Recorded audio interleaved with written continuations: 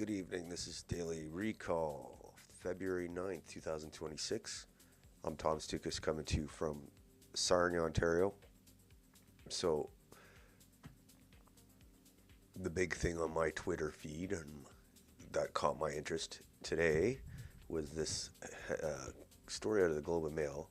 I don't know if how true it is, but it says Carney and Ford Mark Carney and Doug Ford discussed the idea of an early federal election to secure a majority, sources say.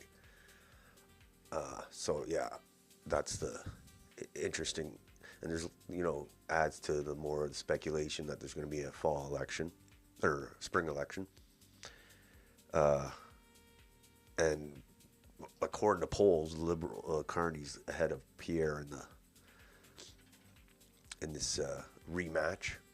For some reason, I don't know why. It's a disaster. The politics in Canada is a disaster. So it's like, why is Doug Ford helping, or helping? Like, why does he want to get a majority for the Liberals? It makes no sense. But he's worked with the Liberals for since he's been premier. So to help destroy Ontario, destroy Canada, and now he wants to cement that with a Liberal majority. I'm confused as to why, and I wonder what the Conservative voters in Ontario think about this. We just had an election, and he never mentioned any of this stuff. But I mean, all they talk about was Trump, Trump, Trump, and that looks like what they're going to do this election, if there is one, is the Trump thing, like they did last time. And they got a lot of stuff to use. A lot of people are buying into it. I was just looking at a headline here. Trump's, the new bridge that they made in Windsor, that they built in Windsor, Ontario. All sorts of scandal with that bridge. Anyway, for some reason, Canada is the only operator of it. I don't know how that worked. It's a long story. But anyway, now Trump's saying we're going to keep that bridge closed after they spent hundreds of millions to build it, until we, pay our share, whatever. You know him. He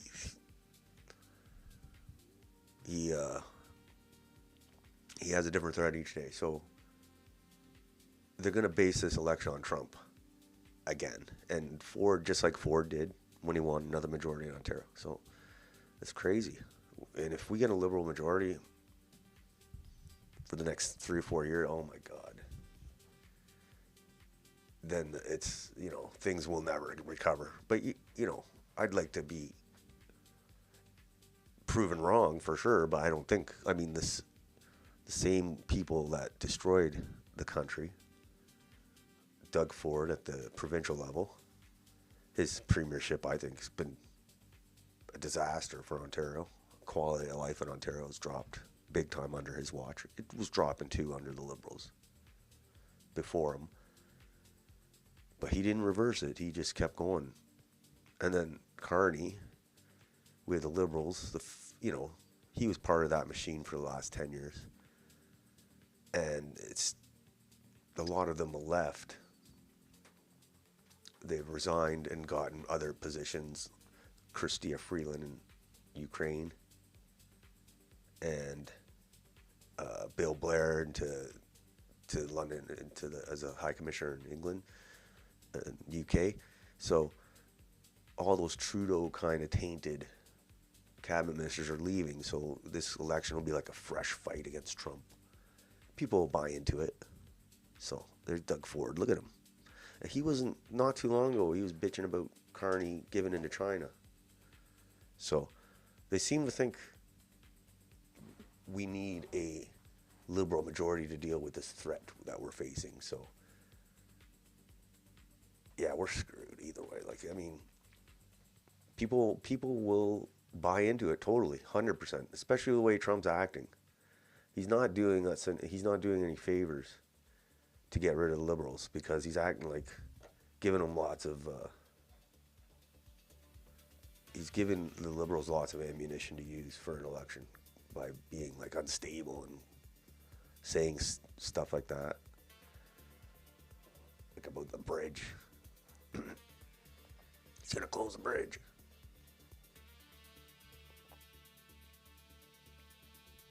So there you have it. That's the big eyebrow raiser of the day.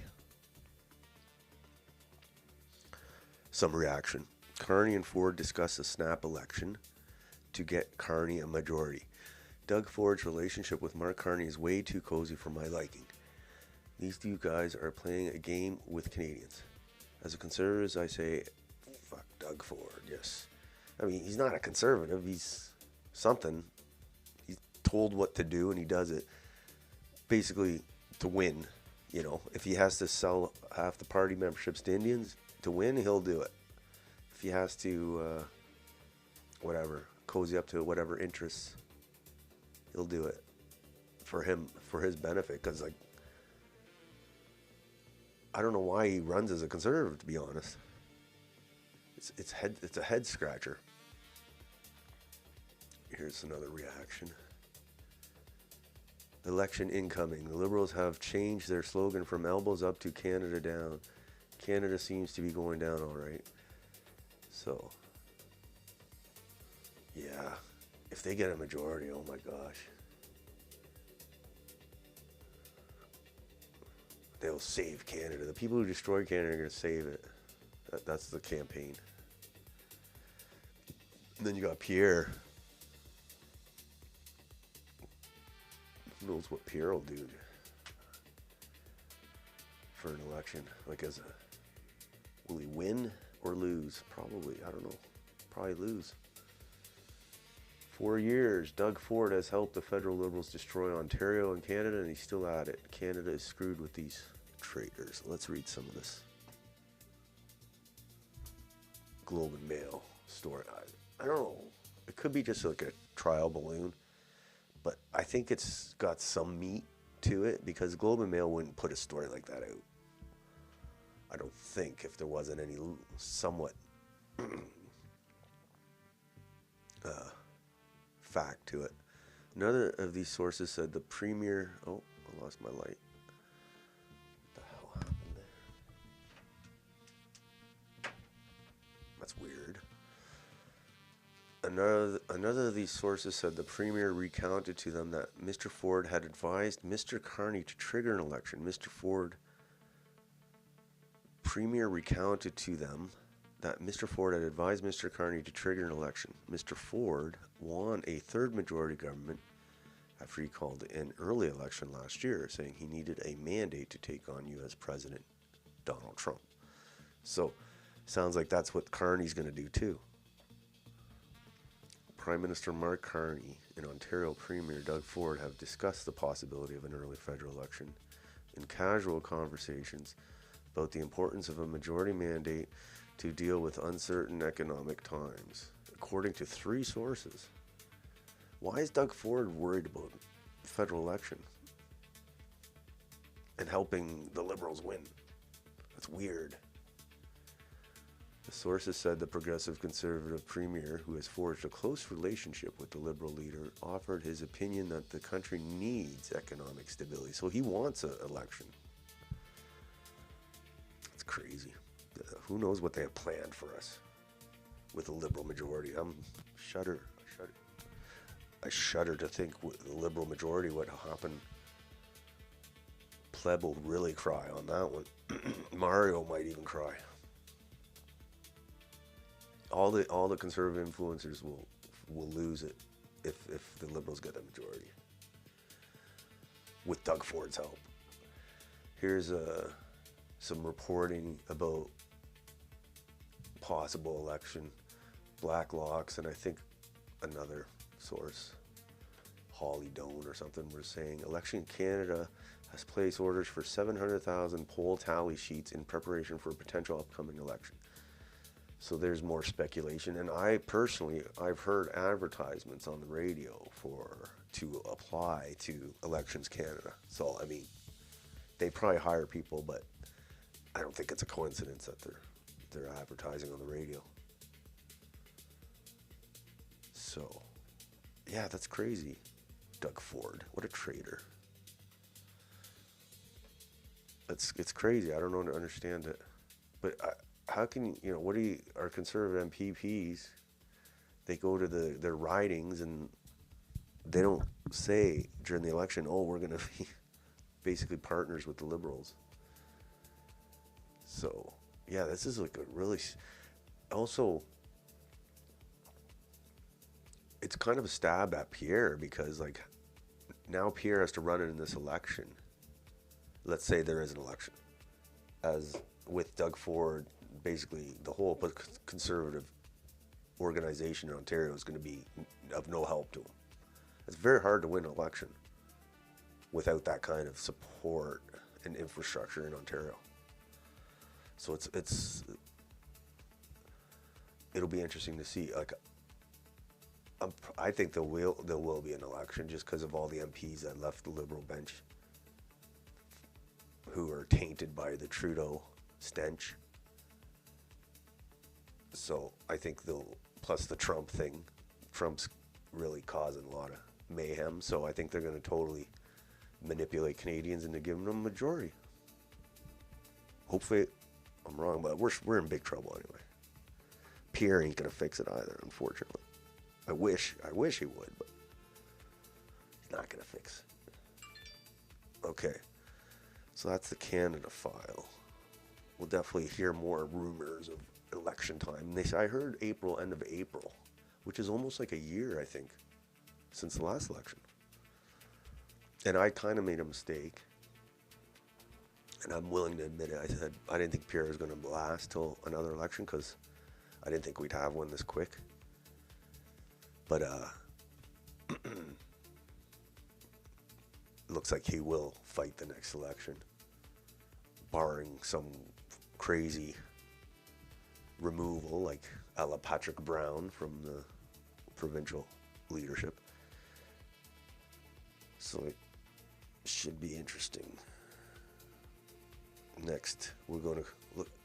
One of the big issues in the election should be immigration. I think the Conservatives, if they're smart, they would make that the issue, but instead of, focus on Trump. But I'm sure the pollsters like Nick Kubalis and them say focusing on Trump is the way to win the election. I'm sure that's what the consultants say. Immigration's not an election winner, So Pierre's going to try and do a little immigration, a little pressure valve release in the election. He'll say stuff like this. This is his latest talking point. If non-citizens, asylum claimants and non-citizens convicted of serious crimes will be barred from Canada and deported. So that's his big immigration stance. Which is, it's garbage because that shouldn't be a principled stance. That should be like common sense. Like, it shouldn't even be happening now. So he's just stating the obvious, but he's not stating the unobvious, which is the asylum. So he's only talking about asylum claimants and non-citizens. He's not talking about the flood of legal immigration to Canada. People with their papers that we're accepting millions of. He won't talk about that because it's half his party.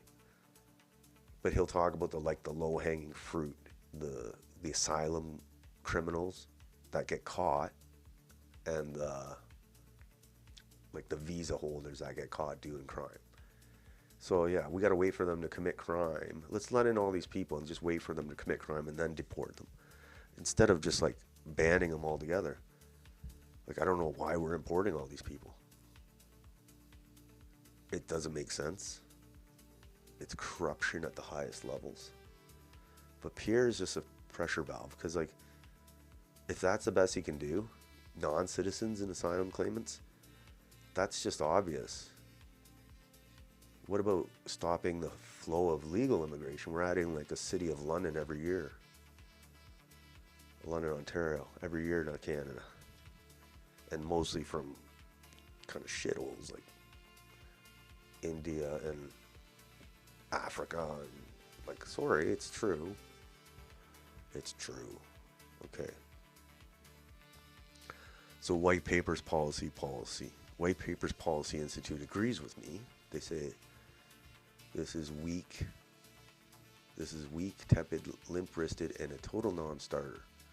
Canada imports 300,000 to 500,000 net migrants a year, almost all of them via work visa and family reunification pathways. So legal pathways.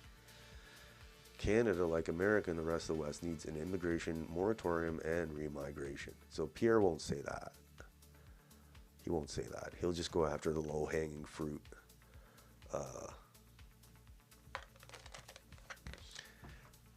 The low-hanging fruit, you know, the asylum, some asylum criminals that get caught, and some visa holder, but he won't go after he won't say anything about reducing the 400,000 PR holders, or new PR people every year, or or foreign workers, all that. Low-hanging fruit. So we import 300 to 500,000. That's the city of London, Ontario, every year. But he won't talk about that. So that's the immigration. Hopefully it's an issue, but last election it wasn't an issue at all. Like, it should have been the top issue. Just like COVID was should have been the top issue in the election before that, but it wasn't. Instead it'll be Trump.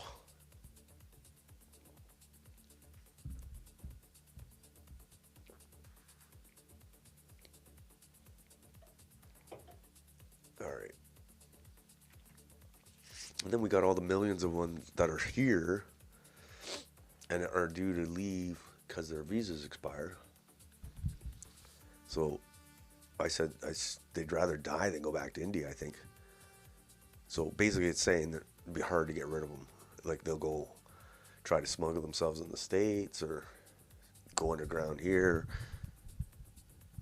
or whatever they have to do. Whatever they have to do to stay. Claim refugee status is the latest thing. Before, the lucky ones that started 10 years ago would just get the student visa, come to Canada, do their 2-year program or whatever, and then stay on and get their PR. Now that everybody knows the student visas are a scam, they got to figure out a way to stay, and right now it's the refugee thing. We got a big backlog of refugees. A lot of them are Indians who are saying suddenly they're refugees. So I thought this video was funny. I don't know if it's an older one.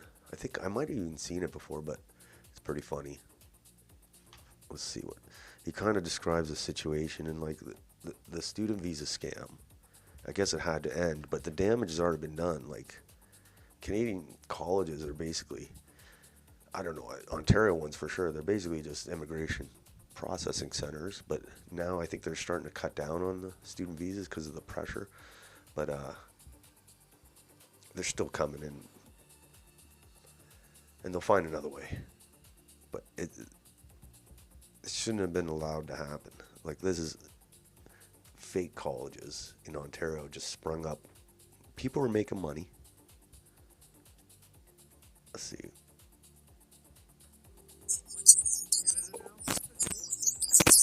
Oh. So much hate in Canada now.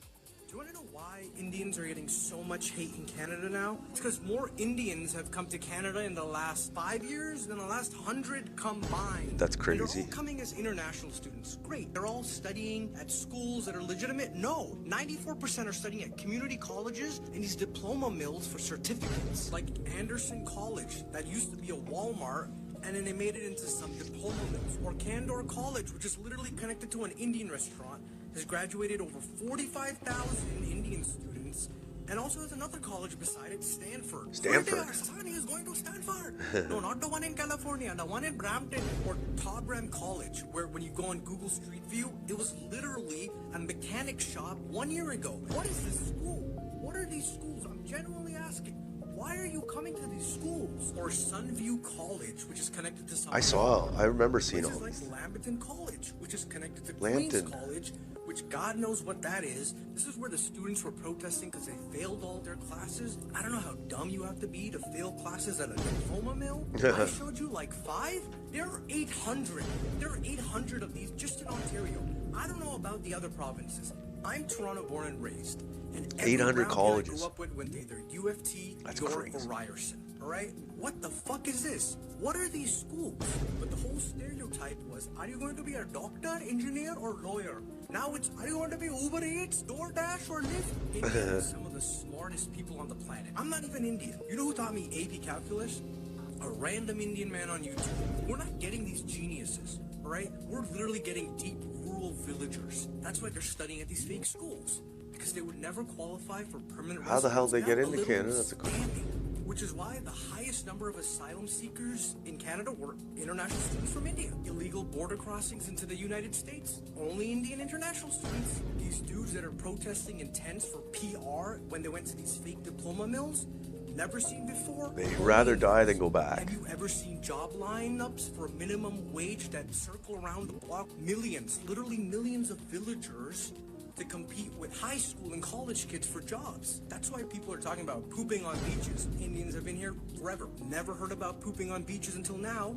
Villagers. And you have these dudes dancing. Why are you dancing? And you constantly hear the exact same complaint. You know, sir, we are paying more than the Canada student. Indian international student paying double. Well, no Canadians are going to these schools, right? These are just Indian international students going to schools that only take Indians. And anytime you call out any of their bullshit, oh, you hate us because you ain't us. You know, you are jealous of the Indian. Google CEO is Indian. Well, the Google CEO went to Stanford and Palo Alto, all right? You went to the fake Stanford in Brampton. You're not the same. That's a funny video. I think it's an older video, but it's true. Basically, I can't believe it. On 800 colleges in Ontario. We're a very learned people in Ontario. All right. And we're saying how, like I said, they'd rather die than go back to India. So now they're applying for refugee asylum claims. Canada swamped with asylum claims, with 2024 numbers surpassing, larger EU nations in 2025, likely to be to top Germany, despite talk of a 33% drop. Meanwhile, provinces are scrambling to handle the asylum surge in recent years amid more mounting tensions. That's from Juno News. But like, it's a problem because Canada is seen as a generous, very generous nation. Like, I'm sure they're calling back to their relatives and wherever, India or Africa, saying, hey, the weather sucks, but you get free everything. So it only encourages, when you offer that kind of incentive, you're going to encourage more. So of course it's backed up. But obviously the Indians that are here are starting, which is ridiculous. I don't know how they're allowed to claim asylum. You'd think they wouldn't be able to, but like I said, they'd rather die than go back. And you know, their advisors are saying, oh, even if your asylum claim is shit, it'll take years, and then by then you'll figure it out. Like, who knows what they're feeding them? Let's see what this guy says. He is somebody. Who is he? Still receiving relatively high numbers of asylum claims. Despite the government suggesting that there'll be a 33% drop in the numbers for 2025, we're still dealing with maybe around 150,000, 115,000 claims. That's still competing with the highest numbers for EU member states. It'll probably be more than Germany, a country with twice the population size. So the fact that we're competing with EU states is crazy on refugees, because they are literally right next to Africa and right next to the Middle East. Like, it's a lot easier to get to Europe as a refugee than it is to Canada. So the fact that we're actually in the same, like, we're surpassing them apparently. Germany, which has a bigger population. The fact that we're surpassing Europe which is really on the front shores of the migration crisis, is crazy. It just shows how open and to abuse our system is. Even though Canada has a smaller population than Italy, France, and Spain, in 2024 we had more asylum claims than all those countries. They didn't have as much of a drop over the last year, so we'll see the new numbers soon. Si on reste avec des chiffres comme ça, if we stick with such figures, we need to consider another internal problem concerning the sharing of responsibilities. The other misconception I would like to highlight concerns the suggestion that an asylum seeker cannot be transferred to another province without the consent of the person concerned. Section 6 of the Charter, which provides for freedom of movement, does not apply to temporary residents such as asylum seekers. Moreover, the German example shows how necessary it is to negotiate between federal states to distribute asylum seekers and maintain the support of host populations. Negotiation is important, not only within the federation, but also externally with our allies. So there you go. Now they're saying we take them in, offer them all these benefits, and then we disperse them throughout the country to different provinces. Like, of course. So basically we resettle them. It's like a relocation service. Like I don't know, Royal LePage relocation. They set you up wherever in a different province. It's crazy. So basically, if you're a refugee, you land in Canada, you declare refugee or asylum, and then you get put up in a hotel and some accommodation, covered all your expenses, and then get offered to be transferred somewhere to a different province, then set up there. It's crazy. Of course we're getting refugees. Okay, here's some result of the immigration. The villagers, as the other guy called them. Brampton trucker guilty of smuggling cocaine, heroin over Blue Water Bridge. This guy, Blue Water Bridge is Sarnia, Ontario, my neck of the woods. I don't know if we'll get as many of these guys now that they busted that kingpin. He was probably, I think he was using Sarnia as a transit point for his drug empire, but he's in jail now, so. How much did he get? He's from Brampton, of course. Guilty of smuggling $7.5 million worth of drugs into Canada via the Blue Water Bridge. In countries, if you're guilty of that smuggling, that some countries would hang you. Total death sentence. But here, I don't even know what this guy got. So he's 25-year-old truck driver from who knows where the hell in India. So he was busted in 2022. So basically he's been going through the courts for 3 years. 4 years almost. Okay. So he's all this legal stuff. Like, do you know how much it backs up and just breaks down the whole legal system dealing with all this immigrant influx of immigrants, a lot of them committing crimes like this.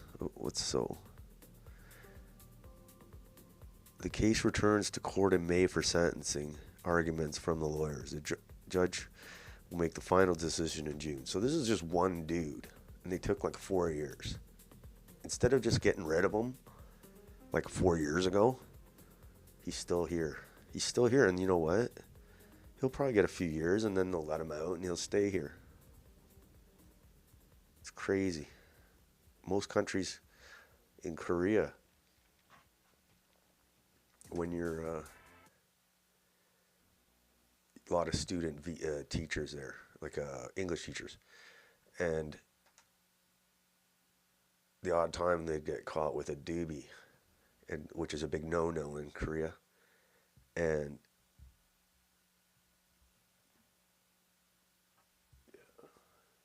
big no-no in Korea. So you'd be get frog marched on the TV, and then they deport you like the next week for a doobie because they want to make example of you. And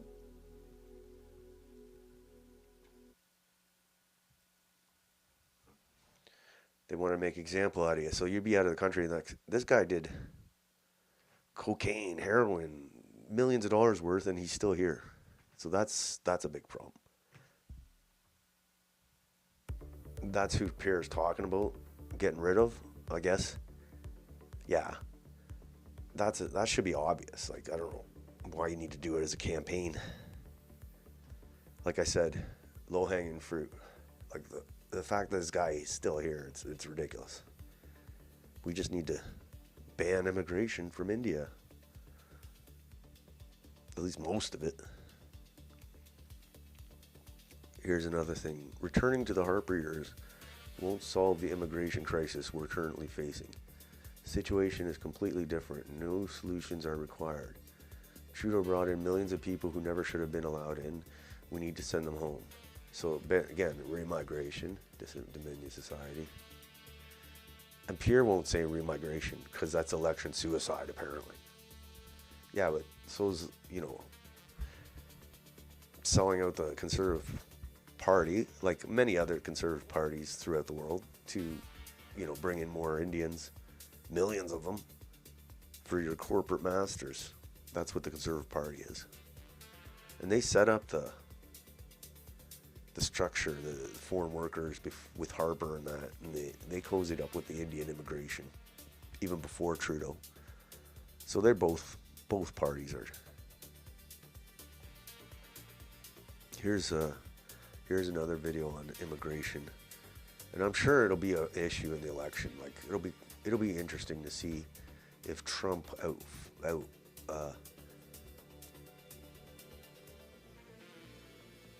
outpolls the immigration issue like it did last time. Here's the Dominion Society in Calgary. They went to Calgary. It's like Calgary's full of Indians apparently, and Edmonton. So it's not just BC and Ontario. But I thought it was interesting because they want to do separation, and all these guys from India that living in Alberta aren't going to vote for separation, for the separatist movement. So that should be interesting, an interesting mix in Alberta. Look at this video. Calgary police are investigating a gunfight. It does kind of feel like a foreign country here, not gonna lie. They're in, where are they in? Northeast Calgary. Immigrant Education Society. What is that? The last white man in Northern Calgary. Any of you guys play hockey? No, we're just playing soccer. Nice. Some people are saying it's like changed over the years. Have you noticed it change over the years? Maybe a lot of immigrants. Comfortable speaking about this on camera. If you see all the violence and all that gun violence, all that bullshit. This is Calgary. It's mostly in the newer areas, Redstone, Skyview. The scene late Saturday night in Northeast Calgary. Police cordoned off the area after a violent conflict involving 150 people. These other nationalities are shooting themselves. Yeah, they bring. It's weird. Are investigating a gunfight. It's only gonna get worse. That occurred early Friday morning in the city's northeast. It's like being in Brampton, I guess. Look at this. This is what we're encouraging, these enclaves. There's more crime now. Like more shootings and all that from when I was younger. I want to know more about the area that we're living in right now. You guys, are you from this area? Yeah, we are from Northeast, and it's a good area. Yeah. I mean, that's kind of why we came up here, because we've heard of this, and we're like, what are Third people world talking about, Calgary. Like, is it true? Is it real? Because, like you said, on social media, sometimes it's exaggerated or whatever. And for most of the people in this area, like, where do you think most of them are from? Like, are there many Canadians in this area? 1 in 4. 1 in 4. Okay. Like why are a lot of these immigrants getting all these, like they get houses pretty much for free when they come over into Canada, and yet First Nations, we're living like the poorest, and we get nothing, and yet this is our land. Because we're kind of like tallying people and asking them if they're noticing like a change in Canada. Not comfortable speaking about this one. Oh, you're not comfortable. So it was a struggle to try to chat with anybody about the sort of demographic change of Northeast Calgary. But Daniel, you got recognized by somebody. Is that right? Yeah.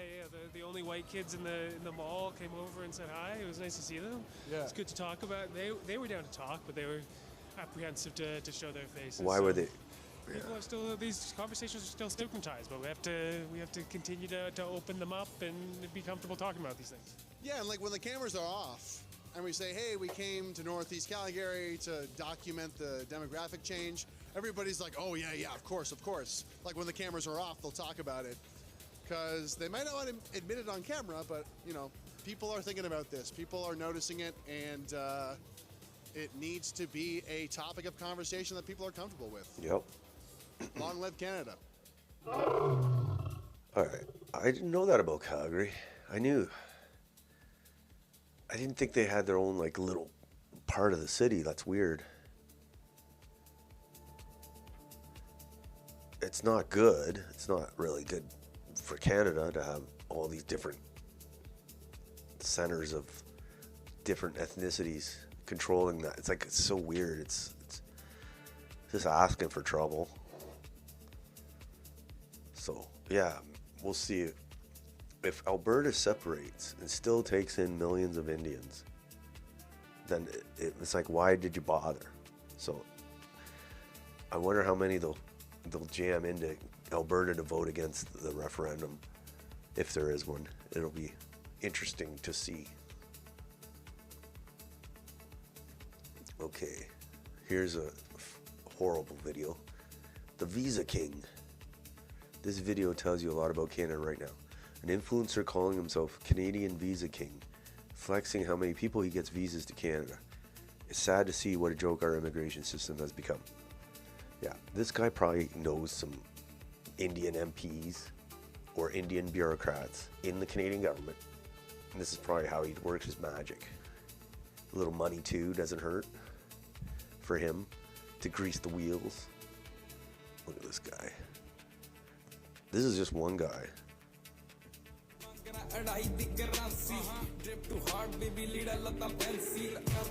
Look at this guy. Gangsta. Alright. So that's just one Visa King. I have a feeling there's a few more Visa Kings. So, yeah, they got people in immigration. They got people in MPs, employees of MPs, MLAs. That's what happens. They get into power, and then they get the visas get going. The visa mill gets rolling. Look at that. I saw another one where this dude was flexing about his car. He brings Indians over, and he's flexing how he just bought this brand new car. So yeah, that's a lot of Indians.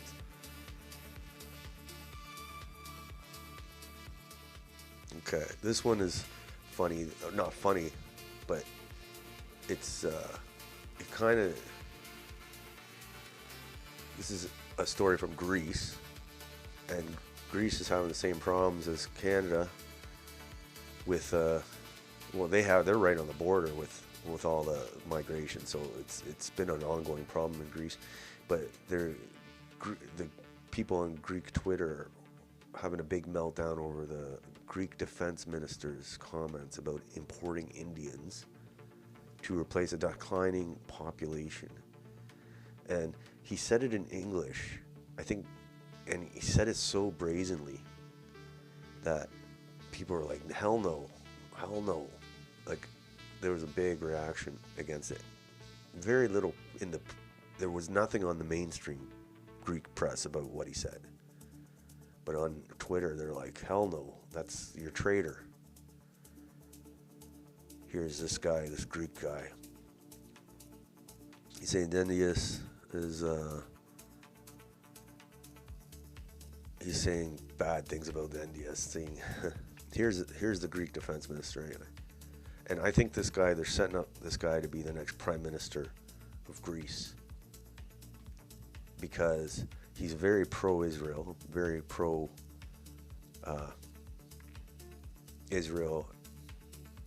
big hawk on Turkey, but very pro-Israel, and he's all these pro-migration policies of the EU.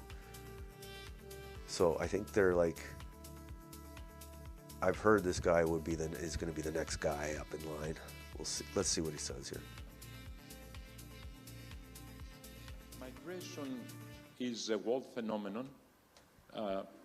It was part of what was happening in the world in the past. It will remain in the future. The big challenge for Europe is to formulate the migratory flows in a way that is beneficial both to the countries of origin and to Europe. As you know, the growth of population in Europe is almost negative, so it is clear that we need young people to fulfill the vacuum. And I think the subcontinent, with its current population structure, could be one of the best choices for legal migration. There you go. He's talking about, talking about Indian subcontinent. So not just India, Pakistan, Bangladesh, Sri Lanka. He's saying they would be a good, a good source of immigration for Europe. That's what he's saying. But legal immigration. Remember we were saying about low-hanging fruit. This is legal immigration. That's the main problem. It's the legal. This is something that has to be formulated in order to fight against a phenomenon that is totally disruptive, and I'm speaking about irregular or illegal migration. Illegal. Yes, as most of you know, we are facing now an economic phenomenon of smuggling of people, which is huge, huge. So this has to be addressed. Smuggling. It has to be addressed. It's against human rights of even the irregular migrants. How would you characterize? So basically he's basically saying we got to legalize in order to, instead of having illegal immigrants, we'll have legal immigrants. Like, it's crazy. It's crazy. It's crazy. So basically they're saying we'll take them, but we're just going to do it legally. Instead of like a plan to promote the birth rate in your country and close the border, which they're not willing to do. They're just promoting legal immigration, which is, I think it's worse. And Pierre did the same thing, going after the illegal and not worrying about the policies, the legal policies in place. And this guy is from a conservative party, the Conservative Party in Greece, New Democracy. Fight against the phenomenon. So, just like the Conservative Party in Canada, they're fake conservatives. They're not nationalists at all. So, yeah, it's weird. Can't get any good nationalist party, I guess. It's obvious, I guess. Not to everybody though. But I think it'll be hard to ignore. Okay. It's a lot of negative reaction on Greek Twitter to that comment about bringing Indians into Greece or into Europe. Instead of offering choices like how can we improve our population or encourage maybe Greeks abroad to move back to Greece. No, it's just like, let's bring in 1 million Indians. It's crazy. All right, the final clip is it's a funny clip on New York subway system. this white chick. Oh, they podcast. On to the next. This white chick was. It's funny as hell.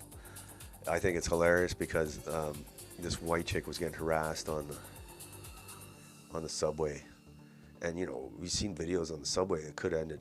She could have got her like totally beaten, seriously beaten. But anyway, she dropped the N-bomb at them as the door was closing, and the reaction is priceless. So I think it's hilarious. So let's watch it. Fight, bitch! Fight, bitch! Oh, they podcast. Hold on, let's see. Fight, bitch! Fight, bitch! Oh, they podcast. On to the next part.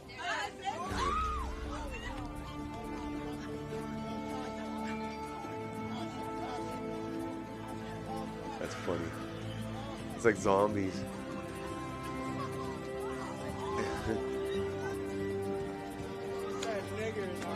Oh. So it's like she's lucky though. She's lucky the subway queen's lucky that the doors didn't reopen. You know, sometimes those subway drivers, they reopen the doors because they think, oh, somebody needs to get out. Whatever. I've seen it happen. So she's lucky because those guys, she would have been big trouble. But she timed it right. She timed it perfect. So now, well, that's the photo. This is an old photo of Doug Ford, but it's a good one. It's fitting for now that he's going to help Carney get that majority, according to the Globe and Mail. So, yeah, that's it. That's where we'll end the night. It should be interesting to see if we have a spring election. It's not looking good. It's not looking good. Yeah, I think we'll get more info was it February? Yeah. It's gonna happen. Something's gonna happen. So next broadcast will be February 10th, tomorrow. So until then, have a nice night.